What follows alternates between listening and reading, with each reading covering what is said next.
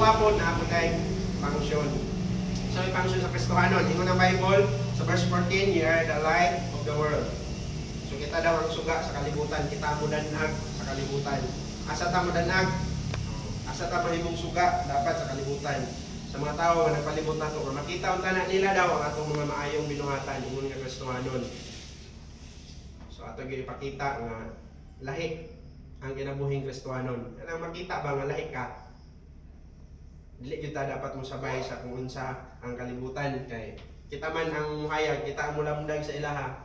So dili gyud pwede di man jud na maguban ang dark ug ang light. Kay mawala man jud na ang dark kung naa ang light. So kung wala ang light mo na naay dark.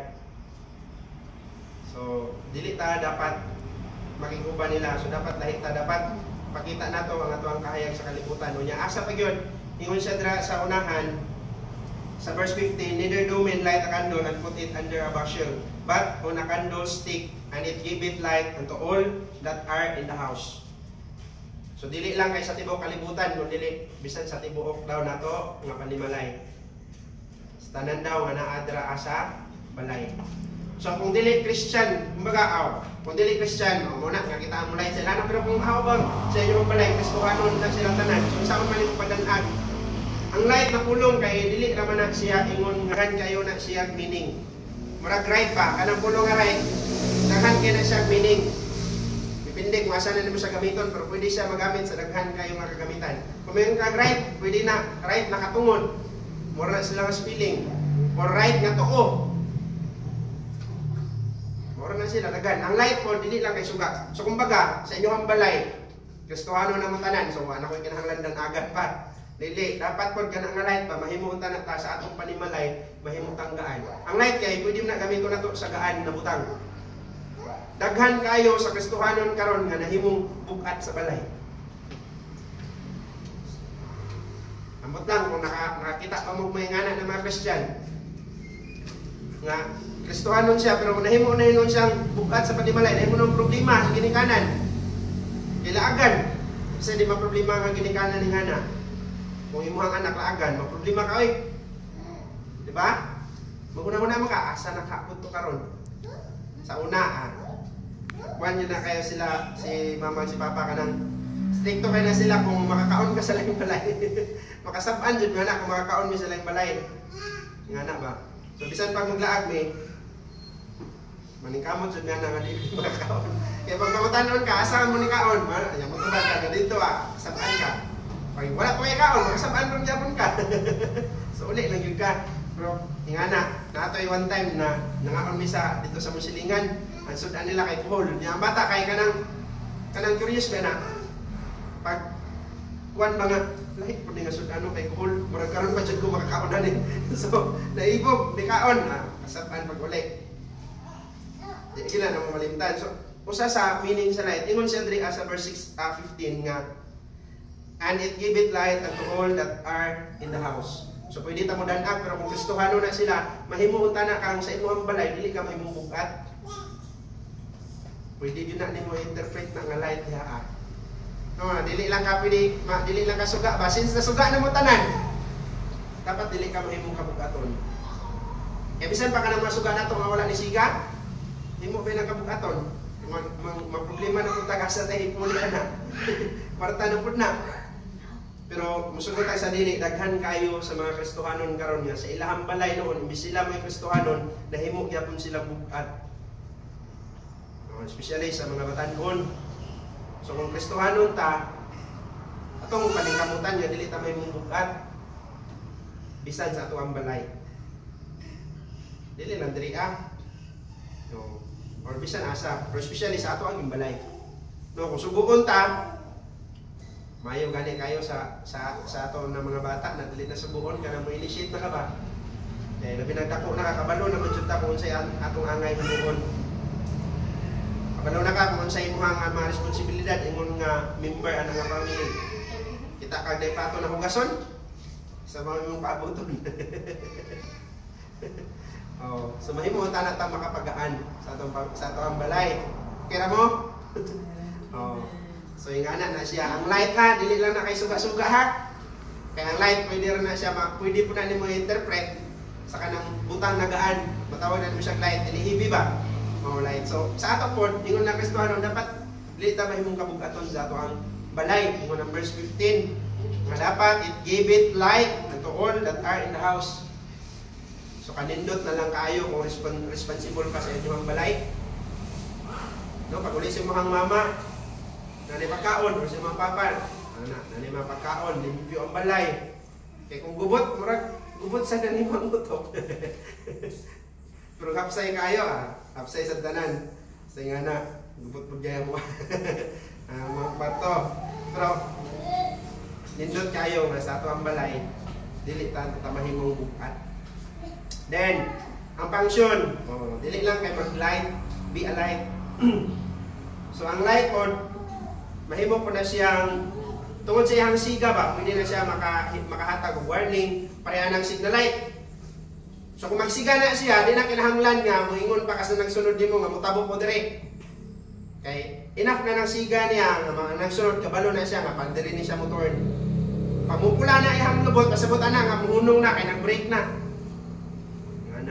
O sa mga driver, pag makaabot ng intersection, kung may mga traffic light, so ilahag yung tanaw na ang light.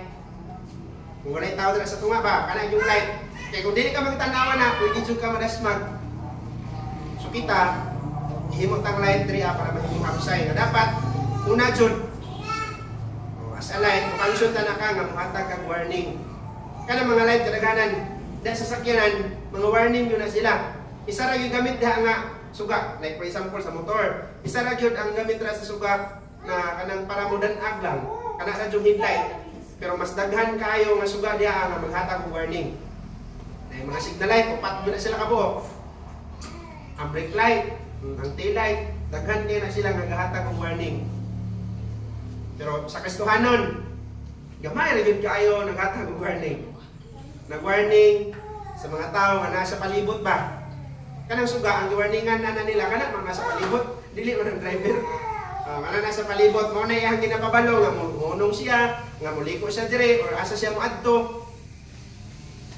Ginapabalo na niya ang mga tao nga nasa palibot bisan ang traffic light. Ang ginapabalo nila mga tao nga naadra mga gihay. Pero kita ba, di function ka ta sa tuang function naghatag warning. Nana pa kay tao nga na warningan nga ikaw, dili jud ka mo tuo. Hindi ka madawat ni Jesus na inferno ra yun ang padulungan. So dapat mo-function ta. Kaya kung dili na madalag repair na, dili mo gana nga suga, alisdan yun na. So kita, di ta gusto alisdan, ta gusto paon, hinahinay na tag-function. Mao yun na tinuod. Sa atong balay lang, kung di na musiga ng suga, yan labi na isaray yung suga. Una-una na din ka, anak niya, alisdan ta ka. Or kung napunta na mga gabi, ukma, palitan ta ka, alisdan. So sayang kayo na iluwas na sa Ginoo niya, dili ta mahimong magamit. So dapat mo-function ta, dapat mahatag warning. Then dili lang kay warning, guide po. No kayo usay, dili naman tanan kinahanglan, hindi mo na silang warningan na may usay po niya, pwede na mo sila i-guide. Sa tamo guide sa tanan, both believers and non-believer, dapat ato na sila i-guide. Kung natay mga kauban nga nasipyat, sayop, sila i-guide sa insakto. Di man kinahanglan nga ato na silang kalabanon or laino na to ang tinagdan sa lahat tungod kinaghimo sila ng mga butanga. Kaya ano ay ikaw or kita, masayop or beta, na wala ta kabalo nga mas grabe pa no na atong mahimo kontrahanan nila. So dapat ato ra gyapon silang tagdon. Makahinumdum jud ko nga one time na may ilakaw ba na may kauban ni Christian. Ano sa pastor ni short man. Na nako guntag ma'am. Siya wala siya. Nya pag abot na ng sanahan na din siya dili jud ko ganahan mananggad ang ingana pa. Mga Kristohanon daw nga magsunto may ingana. Wala ra pud ko kay mao man pud kiya ha. Murag ambot kung unsa gyud ang iyang pinakarason nga anong dili siya ganan mutagad. Tungod ba kay nakasuot og inato? Pero sa ako amo nasa unang pastor. So, respeto gyapon. Pero niabot sa punto nga kaana po tama na mas grabe pa man po dahil noon ang iyang nakuan. Nadangatan. So dili po ta, dili yun maayo nga i-judge na mo siya tungod sa imong nakuan. Kaya wala ta kabalo sa unahan ba? Pinakanindot na yun kayo nga, tagdun niya po nato sila, ingon yung mga igsuon. Kay, sakto medyo naging ni pastor, iya mo ka manubag. Pero magbantay lang ka, nga di ka musundog, ka na ba? Ang giingon naman ha, kay mark them. That walk and roll, di ba? Markahan mo sila, wala na ingon nga, in-spice na mo sila. Tungod kay nga na ang ilang gihimo. Bantayan lang. Dili sundugon. Kikita ka nga sa'yo, pero iyahaman sa to, dili ko wala ko nang hilabot sa iyaha. Basta kay mo, ang iyang rason ba? Iyaha kong giingnan, wala ko nang mutan ng ano. Naana rin pa siya sa kwa. Dili, dito unahan, mga nagad pa siya nga na eh. Anong magbing nga na. Lahit ang mga sila. Pero iyaha ko to. Pero, muna yung nahitabo, tinuod yun na. So, dili ta, para sa kwa ba, dili yun mayo nga, i-judge na mo siya or hindi condemn tungkol kay nga na ang iyang mga practice. Wala ta kabalo sa unahan dyan. Pinakanindot kayo nga, kung ikaw nakikaigayon na mo guide, i-guide lang siya. Kaya ka na bitang traffic light, maura mo na yung trabaho, mag-guide. Nao, stop sa mudha, kay ligo ang diri ah.